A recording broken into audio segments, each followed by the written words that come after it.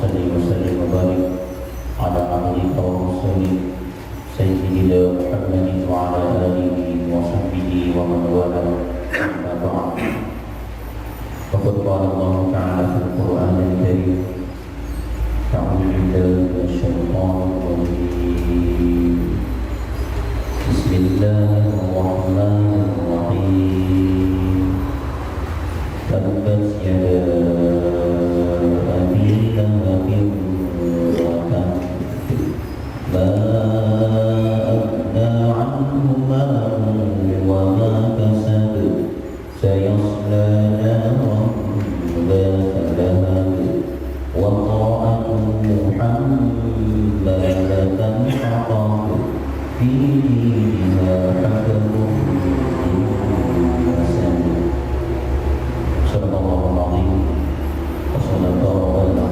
رسوله النبي الحبيب الكريم ونحن على ذلك من الشاهدين والشاكرين والحمد لله رب العالمين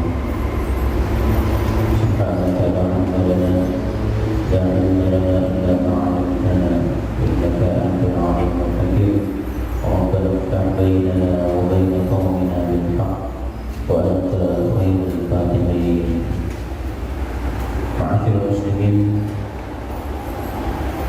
hadirin jemaah Masjid Jami Bukit Hijau yang dirahmati Allah. Alhamdulillah yang insyaallah pada ini kita semua dapat berkumpul bersama di tempat yang mulia ini, yaitu dalam ilmu dan untuk ilmu. Mudah-mudahan kita semua berkat kumpul, berkat ilmu, berkat masjid, berkat berjamaah tadi, Allah Ta'ala angkat derajat kita, rahmati kita, disembuhkan semua penyakit-penyakit, dikabul hajat kita. Amin ya Allah ya Rabbal Alamin. Tidak dari kemungkinan Pak, apa yang kita harapkan ketika kita berkumpul bersama, insya Allah keberkahan akan ada di situ. Karena kita tidak tahu di antara kita ini boleh jadi ada salah satu jamaah yang jadi walinya Allah Ta'ala, kekasihnya Allah Ta'ala. Oleh karenanya, kenapa kita dianjurkan berdoa secara berjamaah, bahkan kalau bisa lebih dari 40. Kenapa? Karena lam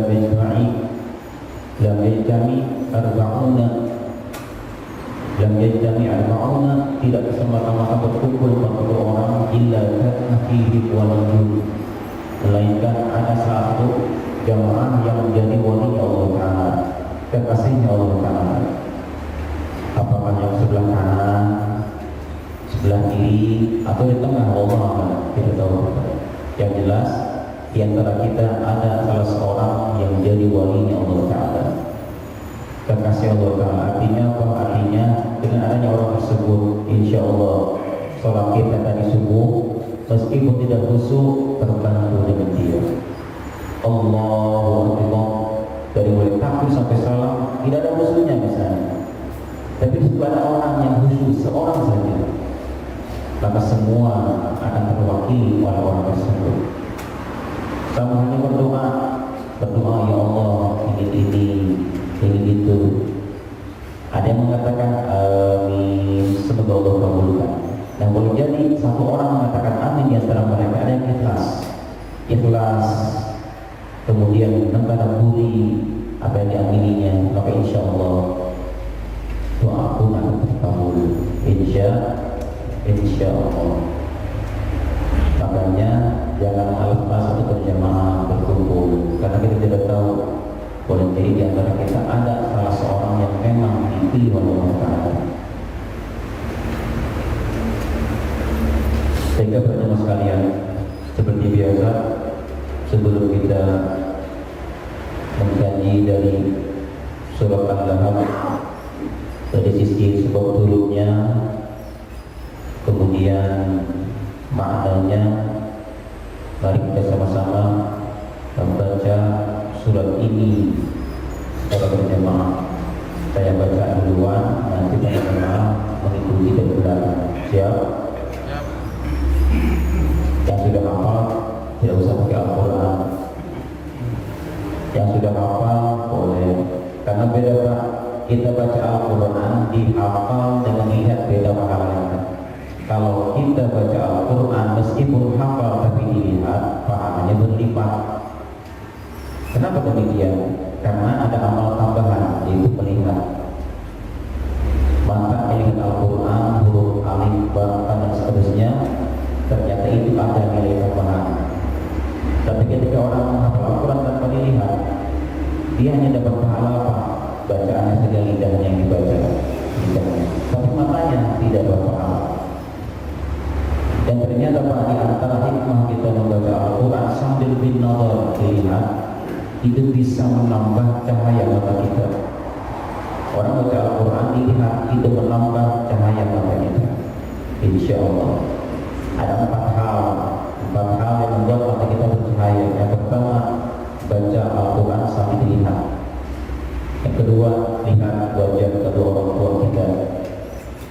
Lihat wajah mereka dan penuh kasih sayang, rahmat, bukan benci, rahmat, kasih sayang. Yang ketiga, melihat Ka'bah. Ka'bah ternyata bisa menambah cahaya mata kita. Lihat, sambil baca doa. Dan terakhir, melihat Al-Fadl yang indah-indah, yang warna-warna hijau. Insya Allah itu bisa menambah cahaya mata kita. A'udzu billahi minasy syaithanir rajim. Ayo. A'udzu billahi minasy syaithanir rajim. Bismillahirrahmanirrahim.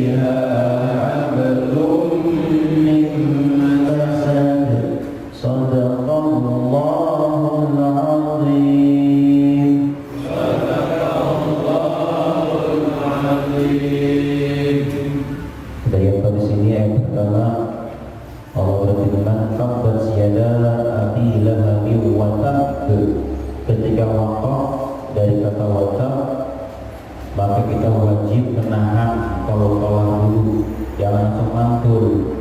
Yang begini, tabbat yada abi lahabin wa tab, jangan. Tahan dulu, wa tab. Kenapa? Karena ada tasdid.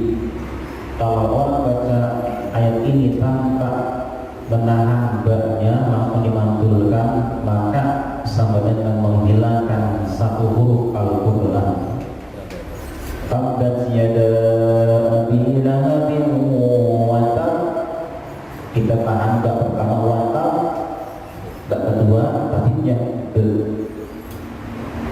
Sementara kalau kita membaca Al-Quran menghilangkan satu huruf Al-Quran, tapi tidak tahu maka hukumnya haram, dosa besar. Tetapi kalau tahu hukumnya, dia tahu menghilangkan Al-Quran satu huruf, maka orang tersebut menjadi orang yang murtad namanya. Kenapa? Menafikan satu huruf Al-Quran. Kita tidak boleh menghilangkan satu huruf Al-Quran, meskipun ada satu huruf Al-Quran tebal, kecil, ada huruf waw di dalam. Kita katakan ini bukan Quran misalnya, ini masih lebihannya Al-Quran, maka kita murtad atau tidak. Semua Al-Quran pokoknya satu huruf tidak boleh kita nafikan, tidak boleh kita anggap itu bukan Al-Quran. Termasuk diantaranya membaca Al-Quran. Seperti diantaranya ada orang kadang-kadang ketika dia baca ayat kursi, di akhirnya itu ada hamzah, tapi dia tidak mengambil huruf tersebut, maka malah menghilangkannya. Seperti apa contohnya?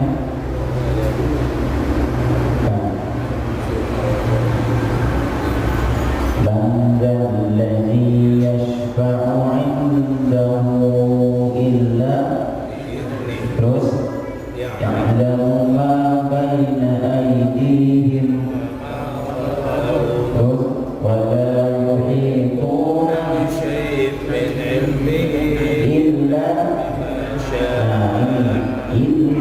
bima syaa'. Apakah hamzahnya yang hilangkan? Bima syaa'. Kalau hilang hamzahnya bima syaa' hilang. Berarti sama dengan menghilangkan satu huruf Al-Quran. Atau di wakaf tapi tidak benar wakafnya, illa bima syaa', salah juga. Di panjang itu kalau memang tanwin fathah ketika di wakaf baru panjang. Ini kan bukan tanwin tapi hamzah fathah satu di atasnya. Jadi tidak boleh dibaca a, tapi matikan hamzahnya. Bima syaa'. Contoh lain Pak. Contoh lain kalau kita buka surat An-Nasr ayat pertama. Idza jaa nasrullahi. Nah ini ada fa, ta dan ha. Fa, ta, ha. Yang fat hanya yang di bawah hilang satu huruf. Wal fat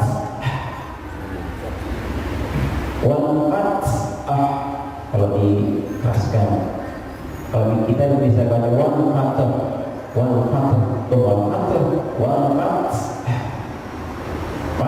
hamasnya hak huruf yang kita ambil. Masih banyak yang lain. Artinya apa? Artinya kalau kita baca Al-Quran jangan sampai menghilangkan satu huruf pun. Termasuk diantaranya kalau misalnya ada huruf qalqalah bertasdid, setiap huruf qalqalah bertasdid, maka ketika diwaqaf tahan baru mantul. Seperti ini, tabbat yada abi lahabin wa tab,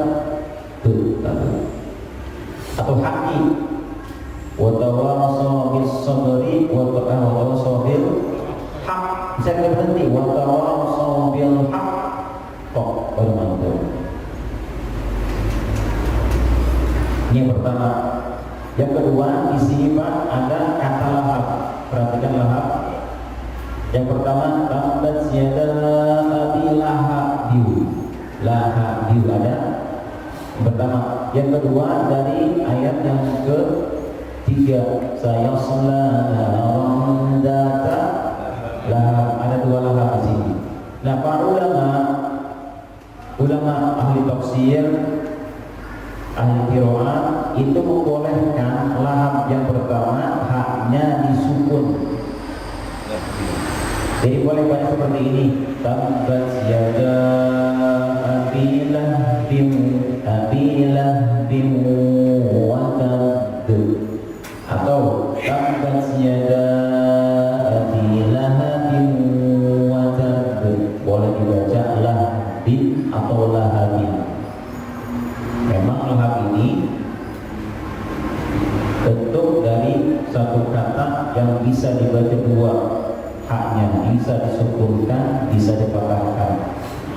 Ini semuanya sepakat. Tetapi kalau yang kedua, lahabin, ini sepakat semua ahli qiraat tidak boleh disukun haknya. Sayasla naran dzata lahab. Yang dibaca seperti ini. Sayasla naran dzata lahab. Kenapa? Karena li'ajlil qasidah. Karena kalau dibaca lahabin di waqaf ha disukunkan haknya tidak sesuai akhir ayat. Semua ayat ini dari surat Al-Lahab dari awal 1 sampai akhir itu semuanya sebelum ba di fathah hurufnya. Yang pertama abi lahabin wa tab, tak dihakkan apa. Yang kedua wa ma kasab, sin dipatahkan. Yang ketiga juga sama, dzata lahab. Seandainya dihilangkan haknya disukunkan maka tidak sesuai akhir-akhir ayat ini. Itu alasannya kenapa wajib dipatahkan haknya yang kedua. Paham ya Pak? Ibu paham semuanya insya Allah. Baik, berikutnya sekarang kita artikan. Namun sebelumnya siapa yang siap menartikan?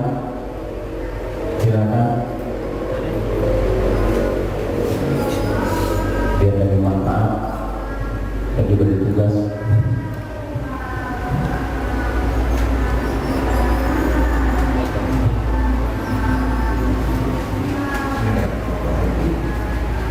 Binasalah kedua tangan Abu Lahab dan benar-benar binasalah dia.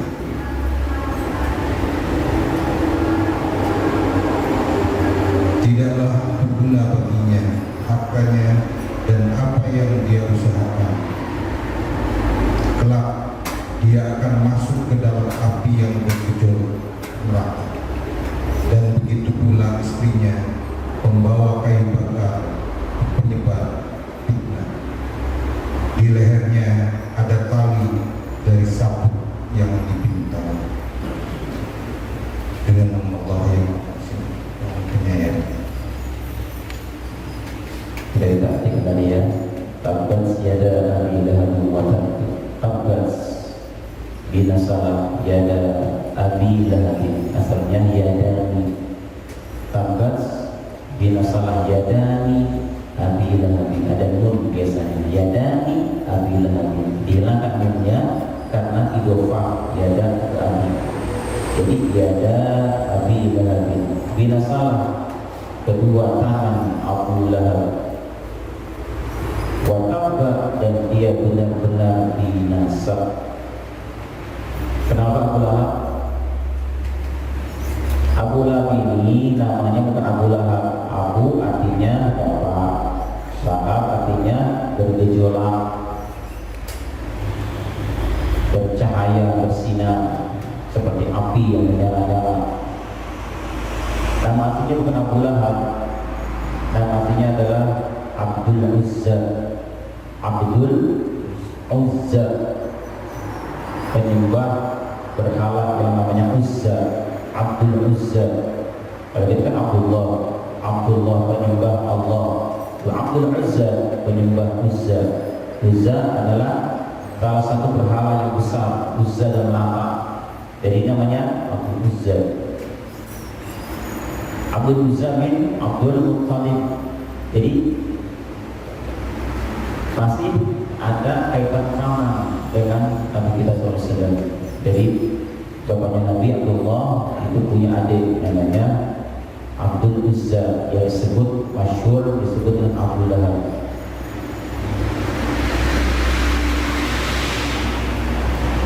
Dan kunyahnya di sini adalah Abu Utaibah, Abu Utbah. Kunyah. Jadi orang Arab itu biasanya ketika mereka menamai seorang itu ada depannya huruf Abu. Apa sebutan Abu atau Ibu? Kalau laki-laki Abu, kalau perempuan Ummu. Bisa kita punya anak namanya siapa? Sufyan misalnya. Jadi saya bapaknya namanya Abu Sufyan.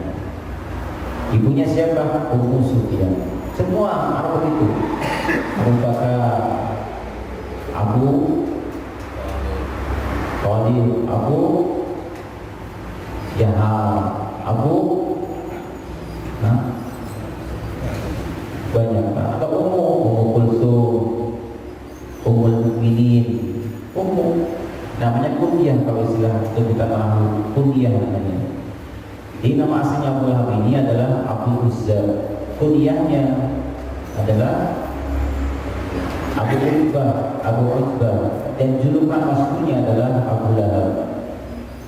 Abu Lahab ini adalah salah seorang paman Nabi yang kafir sampai dia mati, kafir alhamdulillah.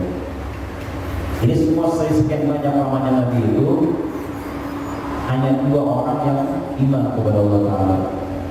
Yang pertama Hamzah, kedua Abbas. Hamzah dan Abbas adalah 2 pamannya Nabi yang Islam, sementara yang lainnya tidak masuk Islam. Dan di sini kenapa ada ayat mengatakan ujung-ujung tabbat yada abi lahabin wa tab, binasalah kedua tangan Abu Lahab. Ujung-ujung bagaimana ceritanya ini? Ujung-ujung binasalah kedua tangan Abu Lahab. Ini ada apa sebetulnya? Dan para ulama tafsir, yang Ibnu Katsir Al-Qurtubi mengatakan, jadi ayat ini turun setelah turun surah Asy-Syu'ara ayat 214 kalau tidak salah. Coba dibuka Pak. Asy-Syu'ara ayat 214.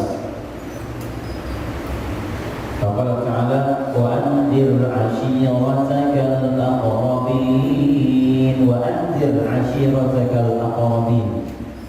Ketemu enggak?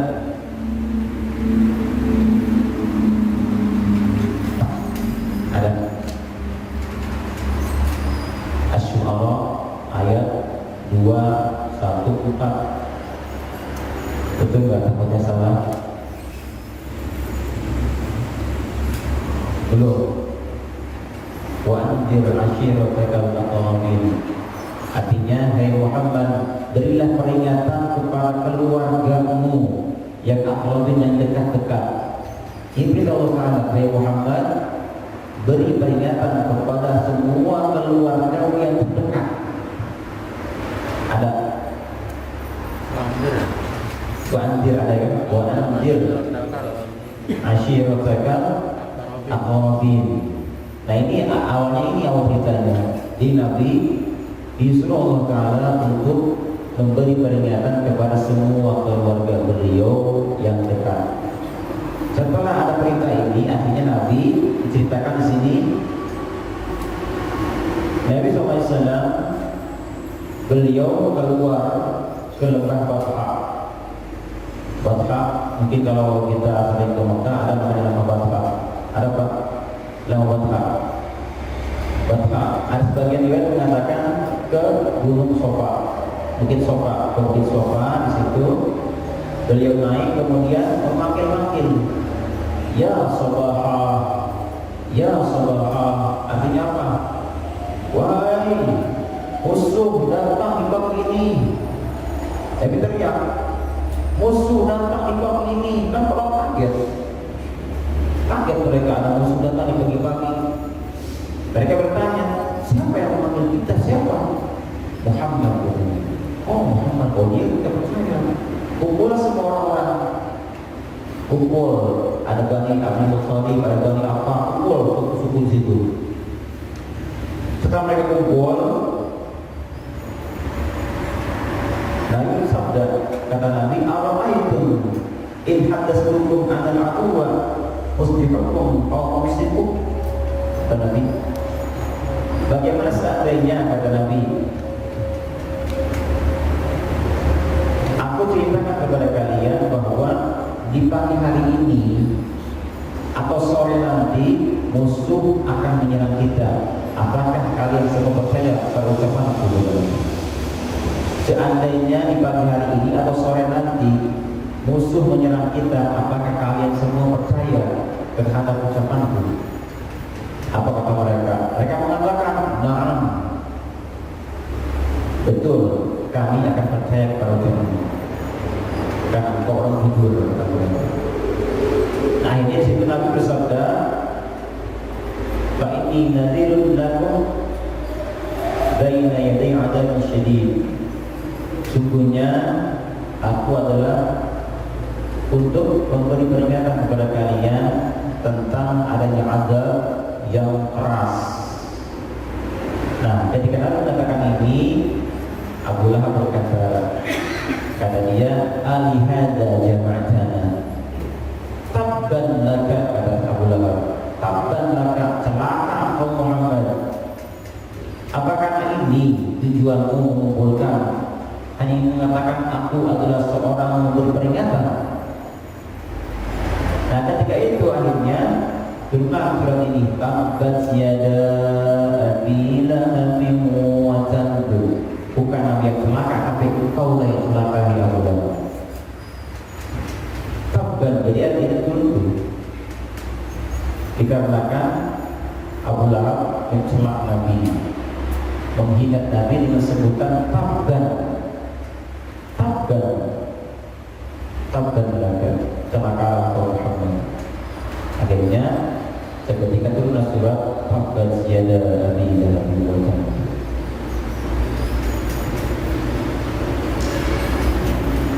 Nah, kemudian pada kali ini mendengar ada surat Al-Quran turun kepada Abu Lahab dan isinya cacian, laknatan kepada dia. Akhirnya istrinya tidak terima, Pak. Istrinya tidak terima, marah dia. Pas marah, dia cari mana Muhammad berada. Mana Muhammad? Dia bawa batu di tangannya. Mana Muhammad? Bersumpah mulutnya dengan batu ini, berlempar mulutnya dengan batu ini. Dia cari-cari. Dan sementara Rasulullah SAW waktu itu sedang duduk dengan Abu Bakar Siddiq di masjid dekat Ka'bah. Nabi Abu Bakar Siddiq berdekatan dulu. Akhirnya begitu masuk ke masjid istrinya ini, apa kata Abu Bakar?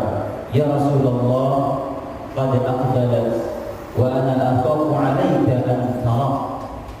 Ya Rasulullah, dia menuju ke sini. Aku khawatir dia akan melihatku ya Rasulullah. Apa kata Nabi? Kata Nabi, innaha lan tarani. Dia tidak akan bisa melihatku. Dia tidak akan bisa melihatku. Dan kemudian Nabi baca ayat Al-Quran sebagai apa? Hijab, penghalang. Baca apa? Tapi di sini tidak sebutkan, Pak. Baca apa Nabi itu? Baca surat apa? Ayat apa? Tidak disebutkan. Yang jelas Nabi baca sampai Al-Quran untuk menghijabi dirinya. Sebagaimana Allah mengatakan dalam Al-Quran, wa idza qara'ta al-Quran ja'alna bainaka wa bainal ladzina la yu'minuna hijaban mastura.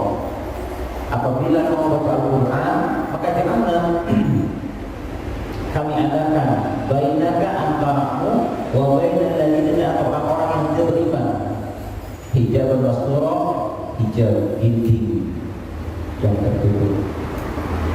Akhirnya ketika itu kami baca ayat Al-Quran, dibaca, dan subhanallah, ternyata begitu sampai istrinya Abu Lahab, dia tidak melihat sama sekali di mana Nabi Muhammad SAW. Malah dia berkata, ya Abu Bakar, inni akhbartu anna sahibaka hajani. Hai Abu Bakar, aku kabarin kau bahwa sahabatmu itu telah mencelakku. Kata Abu Bakar Siddiq, lah, dia tidak mencelakai. Demi Tuhan Baitullah ini, dia sama sekali tidak mencelakmu. Akhirnya dia berpaling, meninggalkan tanpa ucap, qad alimat Quraisyun anni ibnatu sayyidiha. Semua orang Quraisy tahu siapa aku ini. Aku putri dari pemimpin suku ini, kata dia. Sampai dia berpaling sombongnya istrinya Abu Lahab. Siapa namanya istrinya? Lekna Lahab. Ummu Lahab. Namanya Ummu Lahab. Namanya Ummu Jamil, sebutannya Ummu Jamil. Nama aslinya Arwa. Namanya Arwa. Tapi lebih masyhur disebut dengan Ummu Jamil. Nanti lihat pada bahasa dia aslinya. Nah itulah Pak, kenapa ujung-ujung ayat ini tabbat yadah, karena setelah Abu Lahab mencela Nabi dengan ucapan tabban laka, celakalah kau Muhammad. Akhirnya ini yang kedua, tabbat yadah Abi Lahab wa binasalah, kedua tangan Abu Lahab. Ditambah lagi wa tabbat, dan dia benar-benar binasa. Di sini ada dua tabbat Pak. Ada dua tabbat ziyadah, kedua tabbat. Yang pertama tabbat ziyadah adalah bentuk doa atau laknatan kepada Abu Lahab. Tabbat ziyadah Abi Lahabin, ini adalah laknatan, doa, kutukan kepada Abu Lahab.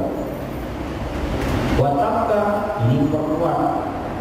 Makanya berdasarkan ayat ini Abu Lahab tidak akan pernah beriman selama-lamanya, karena sudah dinas dalam Al-Quran tabbat yadah Abi Lahab. Tapi di sini yang dicela apanya? Cuma dua tangannya Pak. Celakalah kedua tangan Abu Lahab. Kepalanya enggak dong, kepalanya, badannya, kakinya, hanya dua tangannya, semuanya.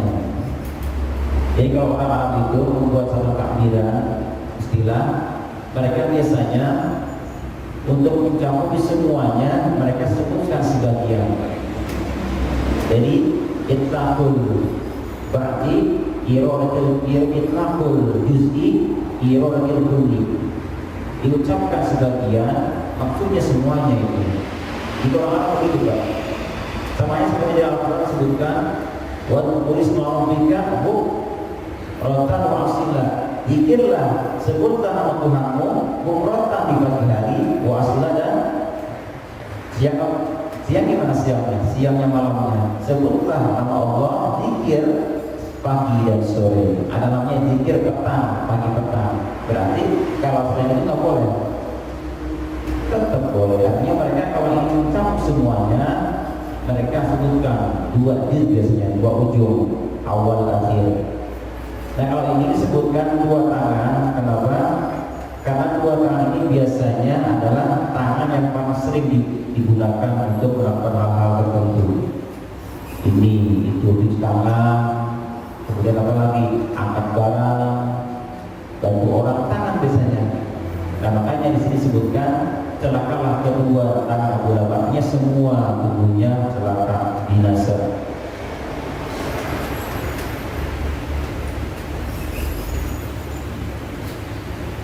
Dan kejadian ini disebutkan dalam sebuah riwayat. Ada seorang sahabat namanya Rabi'ah bin Abdad. Dulu dia orang jahiliyah, bukan muslim, jahiliyah, tidak tahu. Nah awal-awal dalam mengajak berdakwah kepada umatnya, dia bercerita bahwa pernah dia melihat Nabi SAW di pasar Dhul Majaz namanya. Dan ketika itu Nabi menyuruh kepada orang-orang sekitarnya dengan seruan ya ayyuhan nas qulu la ilaha illallah tuflihu, kata Nabi. Ya ayyuhan nas, hai seluruh manusia, qulu la ilaha illallah, ucapkan kalimat la ilaha illallah, tiada Tuhan selain Allah, tuflihu, kalian akan bahagia, kata Nabi. Dan semua ketika mereka kaget, orang-orang pasar kaget Pak. Mereka kaget. Baru kali ini ada orang berdakwah ucapkan kalimat la ilaha illallah, kan asing bagi mereka. Orang jahiliyah biasa menyembah berhala, ujung-ujung ucapkan kalimat tiada Tuhan selain Allah. Akhirnya mereka berkumpul. Nabi dikelilingi. Nah di antara mereka kata Rabi'ah bin Abdad, ada seorang laki-laki yang cerah wajahnya, kuning matanya, kemudian ada kepang di rambutnya. Dia berkata, innahu sabiun kadzdzab, innahu sabiun kadzib. Kata orang ini membawa agama baru dan dia berdusta. Tinggalkan dia, jangan ikuti omongannya. Dia ini ahli bid'ah. Ahli bid'ah sekitar. Ternyata Allah mengatakan apa? Orang ini mengatakan dia ahli bid'ah, mengada-ngada, dan dia dolalah. Bid'ah dolalah, kata akal ini. Nah, kata Rabi'ah bin Abbas, dia bertanya, itu siapa sih yang ngomong tadi macam ngomong Mas aku tanya. Nah, ada yang menjawab, ada Abu Lahab. Itu pamannya sendiri, Abu Lahab. Yang terima Pak, ketika ada yang mengatakan ucapkan kalimat la ilaha illallah, dia itu pembawa agama baru, seorang kadzib berdusta, bid'ah dan dolalah. Kok ada banyak ini? Itu ucapan Abu Lahab. Dan ketika itu dia katakan bahwa saya waktu itu sudah mendekati akhir, sudah bisa mengangkat kirba, artinya apa sih namanya itu, bawa air dibawa pakai wadah, apa namanya, wadah kulit untuk bawa air, buat air itu namanya kirba. Dan dia bercerita waktu itu aku sudah bisa bawa kirba, jadi wadah kulit untuk menjadi bawa air. Kalau sekarang apa namanya Pak? Apa namanya? Mungkin sekarang nggak ada ya. Tanya ember juga Pak. Ember sekarang tidak lagi kulit. Ini makanya adalah ucapan nafas jada adil hati buat satu. Ayat berikutnya apa yang kedua sekarang? Di sini Ibnu Katsir mengatakan makna tabat dalam ayat ini yang pertama khasirah, rugi, tabat rugi. Yang kedua waqa, khabar, kecewa. Yang ketiga wadalla amaluhu wa sa'yu, sia-sia amal perbuatannya. Yang ketiga, yang keempat halaka, binasa. Jadi bahannya banyak Pak. Mana tabat itu banyak, bisa diartikan rugi, kecewa, sia-sia dan binasa. Ayat ini mengatakan ma'aghna anhu maluhu wa ma kasab. Ma'aghna, tidak lagi berguna, tidak lagi bermanfaat, anhu, darinya, maluhu, hartanya, wa ma kasab, dan usahanya. Tidak berarti lagi harta dan usahanya. Sebagian mengatakan berusaha Pak, tapi anaknya. Tidak berguna lagi harta dan anaknya. Kenapa ya dengan anak di sini? Kita lihat Pak, ada sebuah riwayat di sini dari Aisyah, Mujahid, Atha, Hasan, Ibnu Sirin. Ada sebuah riwayat disebutkan di sini bahwa dari Ibnu Mas'ud radhiyallahu anhu, Rasulullah SAW ketika mengajak kaumnya untuk beriman, ketika beliau dakwah mengajak kaumnya untuk beriman, Abu Lahab berkata, kata Abu Lahab, "Idza kana ma yaqulu ibnu akhi haqqan, fa inni aftani nafsi yawmal qiyamah bil 'adabi bimali wa waladi." Kata dia, seandainya saja ucapan keponakanku ini benar, maka aku akan menebus diriku sendiri di hari kiamat nanti dari azabnya dengan harta dan anak. Artinya apa? Artinya kalau saya benar ucapan Muhammad, akan saya bayar tebus diri saya dengan harta dan anak. Akhirnya muncul ayat ma'aghna anhu maluhu wa ma kasab. Tidak berarti harta dan anaknya. Ini yang mengartikan kasab, diartikan dengan arti anak. Berikutnya, sayasla naran dzata lahab. Sayasla, dia akan masuk, kelak Abu Lahab akan masuk naran, ke dalam api dzata lahab yang bergejolak. Di manakah itu? Di neraka. Wa imra'atuhu, tidak hanya dia saja, wa imra'atuhu, dan juga istrinya sendiri akan masuk ke dalam api yang bergejolak. Siapakah dia? Dia adalah hammalatul hatab. Di sini boleh dibaca hammalatul hatab, boleh dibaca hammalatul hatab, boleh. Kalau dibaca hammalatul hatab berarti dia jadi khabar dari imro'ah, wa imra'atu hammalatul hatab. Kalau dibaca hammalatul hatab, kedudukannya menjadi hal dari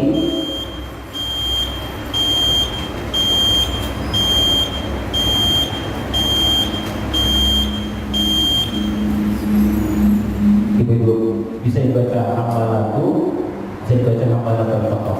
Jadi artinya istrinya pun akan ikut masuk ke dalam neraka dzata lahab yang bergejolak apinya. Di sini disebutkan hammalatul hatab. Artinya apa, Pak? Artinya apa hammalatul hatab? Pembawa kayu bakar. Pembawa kayu bakar. Di sini ada beberapa makna hammalatul hatab. Kita dulu ya ayat ini. Fi jidha hablum min masad. Fi jidha, di lehernya itu hablun, terdapat hablun, ada tali, min masad, dari sabuk. Kita buka sekarang tafsirnya di sini. Di sini disebutkan dia dikatakan hammalatul hatab, membawa kayu bakar. Kenapa? Dulu dia sering membantu suaminya, membantu kafirannya, keingkarannya. Maka akhirnya di hari kiamat pun dia akan membantu suaminya, membantu untuk ikut dibakar, dipanaskan. Nanti di hari kiamat nanti istrinya Abu Lahab ini akan membawa kayu bakar. Kemudian kayu tersebut dilempar ke suaminya. Untuk apa? Agar apinya tambah besar. Lempar lagi. Balik lagi. Itu tugasnya begitu tugasnya. Bawa kayu bakar. Di mana? Di hari kiamat nanti. Padahal diriwayatkan dia tidak sering membawa ini. Ketika di dunia dia tidak sering membawa kayu bakar. Dia orang terhormat, tetapi dia akhirnya apa yang terjadi? Karena dia ingin Nabi kita itu benar-benar puas dicela, puas tersiksa, dia tidak mau menurut siapapun kecuali dia sendiri. Makanya dia membawa kayu bakar. Tidak mau dia di orang lain. Pokoknya semua tugas saya yang akan lakukan. Agar apa tujuannya? Agar dia puas dengan perbuatan itu. Makanya disebut dengan hammalatul hatab. Dia membawa kayu bakar. Di dunia beberapa kali, sekali, di akhirat terus-terusan. Dan Allah katakan di sini, dia akan menjadi orang yang membawa kayu bakar selama-lamanya dari kiamat. Itu tugas dia. Pada saat Abu Lahab dibakar, dia balik bawa kayu bakar, lemparkan lagi, dan begitu terus. Inilah mana hammalatul hatab. Dan kemudian di sini ada yang mengatakan makna hammalatul hatab bukan itu, tapi maknanya adalah dia adalah orang yang sering menaruh domba, penyebar fitnah. Orang ini tugasnya selain daripada dia membawa kayu bakar, dia membawa fitnah, menaruh domba di antara orang-orang. Akhirnya apa? Akhirnya disebutkan dengan sebutan hammalatul hatab. Makna kedua dari ini bukan membawa kayu bakar, tapi penyebar fitnah. Dan sebanyak yang lainnya, Pak. Hubungan sudah berdiri, jadi saya kesempatan untuk para jamaah yang akan bertanya silakan. Tapi menunggu suruh syams. Ada yang bertanya? Kalau tidak diteruskan.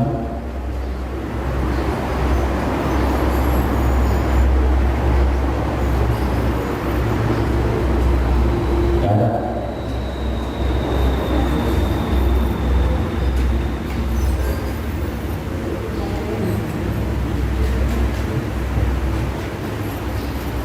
Baik, kita lanjutkan lagi ya. Sekarang di sini makna masad. Fi jidha hablum min masad. Jadi fi jidha, di lehernya itu hablum min masad, ada tali dari sabut. Di sini ada sebuah riwayat, kita buka di tafsir Pak. Qala Sa'id bin Musayyab, Sa'id bin Musayyab berkata, kanat tahu qiladatun fakhirah. Jadi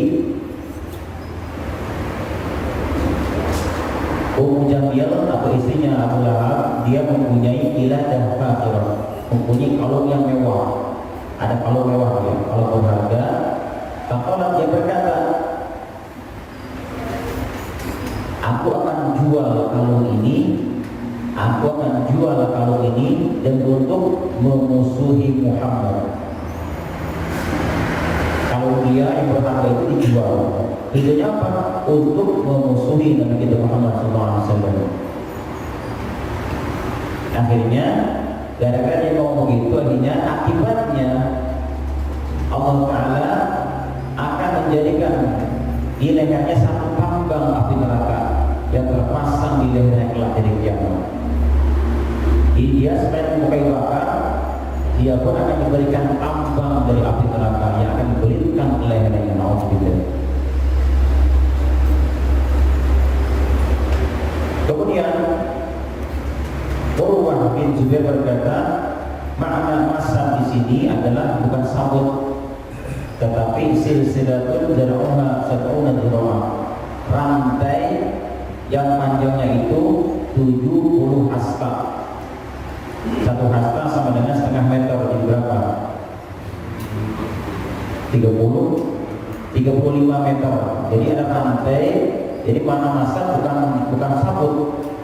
Biji dia di lehernya hablum, tambang bin masad dari rantai. Jadi bukan tambang biasa, rantai sepanjang 35 meter. Mana kedua ini?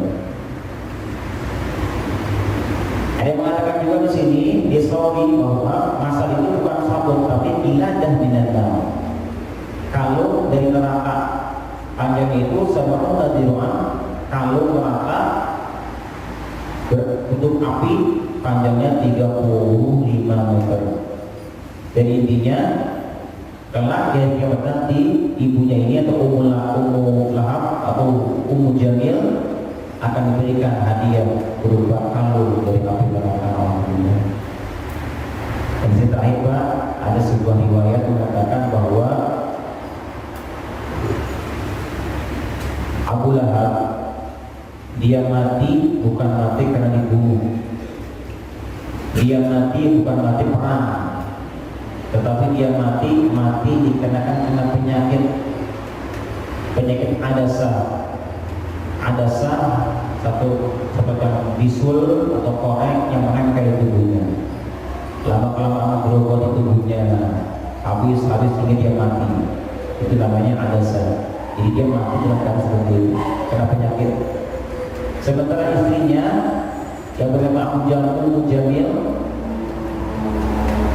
dia mati dicekik oleh malaikat. Dicekik malaikat kan. Akhirnya dia mati.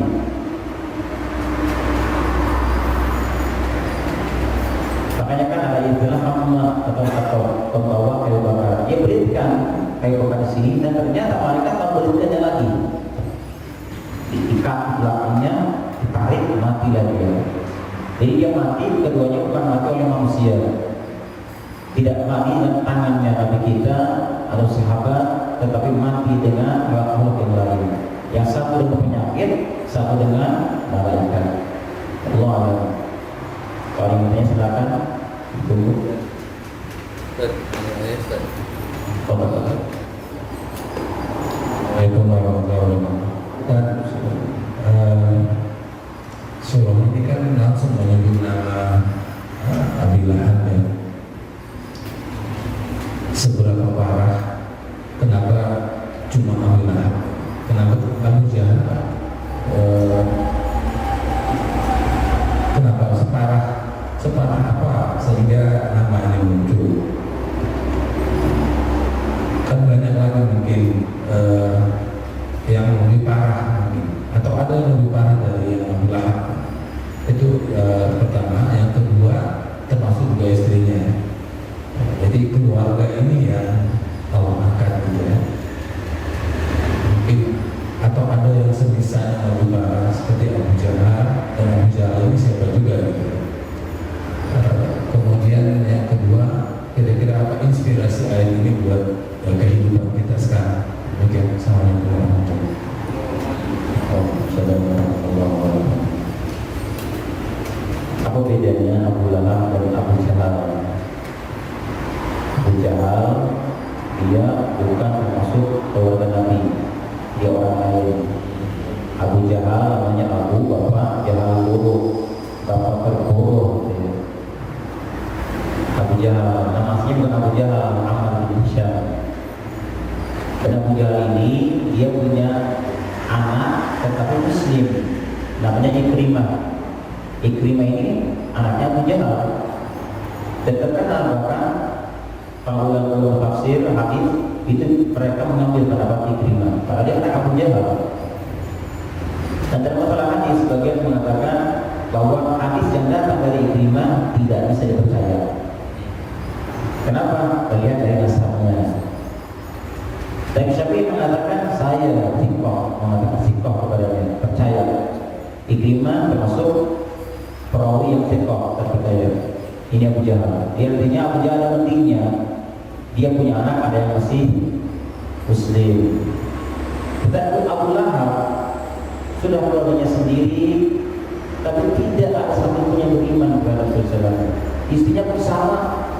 Kalau pamannya dia itu pamannya Nabi, dan termasuk dia ini seorang yang sangat benci kepada Nabi, sangat mencela, sering menghina, menyakiti, bahkan memfitnah.